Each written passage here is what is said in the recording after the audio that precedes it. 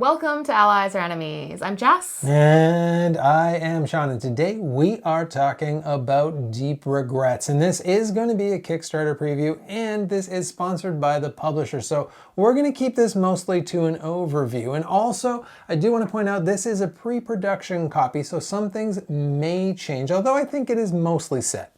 Deep Regrets is designed and illustrated by Judson Cowan, and it combines fishing with Lovecraftian horror. So you are trying to catch as many fish as you can, but coming across some horrific monsters as you do so, going a little bit mad along the way. There's a bit of push your luck, and you head into port to try and sell your catch as well. Let's take a closer look at how it plays. Players start the game with a board, a boat, a couple of cards, and an eerie sense of dread. On your turn, you will first choose to either fish the murky waters or head back to port. If you're fishing, you will first turn over any card and resolve its reveal action if it has one. And then, if it's at your depth or shallower, you can catch it by spending dice that match or exceed its power. Some fish also have actions that occur when you catch them, or if you eat them, which you can do for free anytime on your turn. A big thing to keep in mind, however, is that there are both fair or foul fish, and catching and sometimes even just seeing foul fish will gain you regret cards and slowly drive you mad, which can allow you to use more dice and impact the value of your fish, but it can bite you at the end of the game. If instead of fishing you opt to go to port, you can sell your fish, buy rods and reels, which provide ongoing benefits, buy items, which provide one-time benefits, or buy one-time use dice. Port also lets you mount your prize fish, pinning them above your board and scoring them at 2 or 3 times their value. After 7 rounds, the game ends and whoever has the highest total value of regret cards loses 1 mounted fish. Then you add up the value of all of your fish, including those mounted fish and special items, keeping in mind your place on the madness track. Plus, you get a few more points for extra coins. And then the greatest fisher is named. So that's how it plays, but a key part of the game is really managing the madness track, because no matter what, you are going to go a little bit mad. And that's usually a good thing, because you do get bonuses for being more mad. You have the foul fish that are going to be worth a little bit more, and you're able to have more dice as well. But you really don't want to end up having like the most regret, because that's a huge negative at the end. So you're constantly trying to mitigate that a little bit of like keeping your regret high enough to give you the bonuses, but not going too far above what the other players have. Yeah, it's interesting because you don't expect madness to be in a fishing game, but obviously this is a Lovecraftian world and it's very spooky as well. But yeah, it is neat that you do kind of want to go a bit crazy, but also when you go back to port, that is going to affect how much you can sell your fish for as well, because the saner you are, the more you can sell fair fish for, but the crazier you are, the more you can sell those foul fish for. And the foul fish also are going to give you some negative effects. The fair fish usually are going to give you some positive effects. So there is an interesting balance there, but there's also an interesting bit of randomness to that as well. And you have some sense of it because you've got a chart of like there's going to be more fair fish up higher, there's going to be more foul fish down low, but there's also going to be fish worth more down low and fish worth a little bit less up higher. So all of it is a little bit of a, that's really where the push of luck comes in, is that like, do I want to keep it safe and fish where I'm probably not going to get too many like demons, or do I want to go to that deep water where I can get some big wins, but also some real like terrifying monsters? Well, and if you're quite mad, then the foul fish are going to be worth even more, so it's more incentive to go deeper as well. And there's a push your luck too because of what you can catch based on the outline of the fish as well. So if it has the small outline, then you know that, you know, what dice value you'll need for the different depths to catch it. So you can push it a bit. You could be like, well, I might be able to luck out with having the, like, catch a large fish, but I may miss it completely. Yeah, and I do like that that little bit of kind of luck mitigation, that you know that this fish is the most it's ever going to be is 2 dice, whereas this fish might be up to like 4 dice. And you can also spend multiple dice. And another thing also that helps mitigate is if you don't catch anything, if you fail at it, they have these little dink cards. Which still the little kid in me still thinks that that word's funny, but those help you later on to either help catch fish or to give you extra things in town as well. So you do still get a bonus even when you fail. There's also a bit in the game as well where everyone rolls the dice at the same time at the beginning of the round, and whoever rolls the highest has to give this little +2 thing to somebody else. And so then that means usually whoever rolled the lowest is going to end up with that. And so you're going to be somewhat similar because the spread on the dice is just 1 to 3. So it's not going to be like a wild spread, and luck isn't going to play in that much.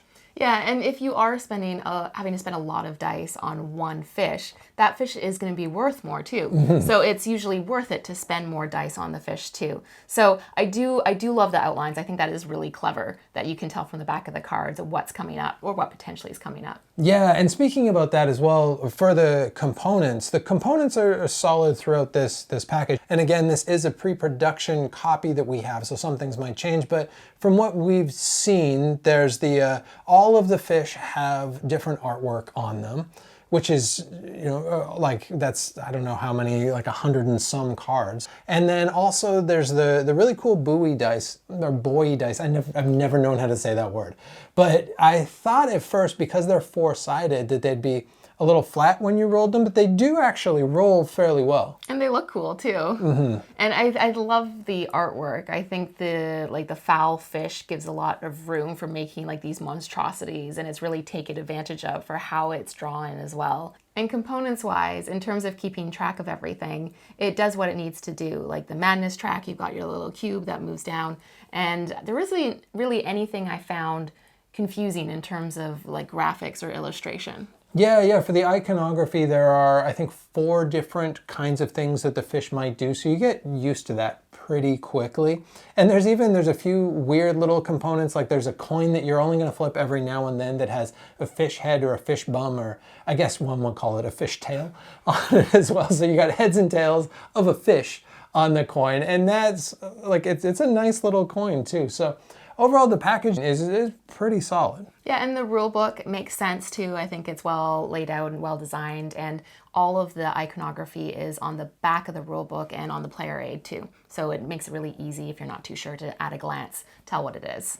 And in terms of player count, it is going to play a little bit differently at 2 players. And there's a couple of reasons for that. One of them is that little +2 marker that you're going to give to whoever has the lowest obviously is always going to go to the other player. Whereas at 3 or 4, or 3 to 5, there's going to be a little bit more politicking of who you give that marker to.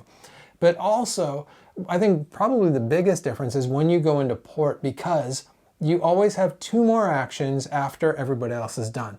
So at 2 players, if the other person's fishing and they fish quickly, that means you're not going to do that much at port. But if more players, if 2 people go to port at the same time, if they're both going to town together, they can really go to town, because you can keep on doing some stuff and you can build up quite a bit of like selling that fish and then buying other stuff, buying dice, mounting fish, because there's a lot you can do there. So you can more likely get everything done at once. Yeah, I think that probably is the biggest difference, is the potential capacity to extend your time at port. And there is a solo mode, and how it works is you have to fish for your first 5 days, and then you come into town and you're able to trade in your catch for equipment, and it plays like a campaign. So you're then able to take your equipment out the next time you go fishing. And this is important because what you're trying to do is to try and catch every single fish. So you log every time you catch your fish and which ones you end up bringing back to port, with the goal to eventually find, catch, and bring back to port all of your fish. I have no idea how many games this would take, but it is neat that there is like this little campaign you can do. It says you can play it cooperatively, but you're doing the same thing. It's just suggesting maybe somebody is like choosing where to fish and the other person's like the scribe writing it down. So in terms of replayability, I think the biggest thing is how many different fish cards there are. There are over 100 fish cards. So every game is going to feel different because it's going to be incredibly unlikely that you're going to be catching the same kinds of fish. And because the fish give you different bonuses for when you catch them, or different bonuses for when you eat them, or like different values for when you sell them, that all is going to feel a little bit different. And there are some like really special fish in there as well. So there's one that gives you this special extra dice that you get to keep for the rest of the game. There's fish that let you flip a coin and then maybe it gives everyone else regrets or just gives you regrets. So there are definitely fish that feel a little bit like events. And there's also slightly different ways to play as well, because I played this where I just went, you know what, I don't even care about regrets. I'm just getting a million regrets. And what happens at the end of the game is whoever has the most regrets has to get rid of one of their mounted cards. And the mounted cards are worth a lot. In a 2-player game, and we didn't talk about this, in a 2-player game you lose the lowest. In a 3 to 5-player game you lose the highest. And so you just have to be okay with losing that, but then you can take all the regrets you want, which means you can also use your lifeboat. So there are kind of different paths, because you can do that, or you can be like really try not to have any regrets. You know, be Frank Sinatra, just have a few. So you can go down different paths, but it's really the fish that are going to make the biggest change. Yeah, and there is the equipment that you can buy at port. Right. And so there is a significant like amount of different types of equipment, considering like we have been finding ourselves only going into port like once or so not buying necessarily a whole lot. But I could see that also being a good strategy, because it can give you some really powerful bonuses that if you get the right things and the right combos, when you go back out to sea, you might be able to bring in some like big hauls that time. Yeah, and it might be as well a thing we haven't tried yet of going early so that you can get a good rod and reel, because those give you continued bonuses throughout the game as well. So there could definitely be other strategies that we haven't even tried yet as well. So in terms of who this is for, and again, we're not going to give our opinion here, but we do want to talk a little bit about what sort of player this might be the best sort of fit for. And so who do you think this is for? Well, it is at its essence a card game. So for people who like card games, and there is a little bit of push your luck. So I think for players who do like that, because there is a bit of a thrill to like have a big catch when you use minimal dice. Like there is a joy to that. So if you like that gambling, I think that would suit you too. I think it would be an easy one to teach people as well. I think the art is interesting and the rules are simple enough that you could bring in newer gamers who are used to card games. And this is a fairly light game, so this is going to be something that you can mostly bring in newer players to. And as well, if people are interested in Lovecraftian horror, obviously that is quite pervasive in this. There's a lot of evil fish within this, a lot of eeriness. So that is going to fit that kind of player as well. And also, one thing we didn't mention, it doesn't have a huge, it doesn't take up a ton of your table space as well for a game that has that many cards. And it is actually fairly comfortable to fit 5 people around a table playing this game. So you can play this on a normal size table with generally most players. It does say it takes about 30 minutes per player, but we did find it played a bit faster than that. And I think at the higher player counts, I don't think it would be like the 2.5 hour mark. I think it would be much faster. And the turns are pretty quick in this as well, because you're just flipping that fish and catching that fish most of the time, or doing one action import at a time. So it does move around the table pretty fast. And I will say as well that on other people's turns, I'm interested in what they're trying to catch as well. So I think for the most part, people are going to be fairly engaged. And that is it. There is a link to the Kickstarter in the description. If you are interested, go check it out. Please let us know in the comments what your favorite fishing game is, or your favorite Lovecraftian horror card game is. And as usual, please like, subscribe, and hopefully we'll see you next time for another game.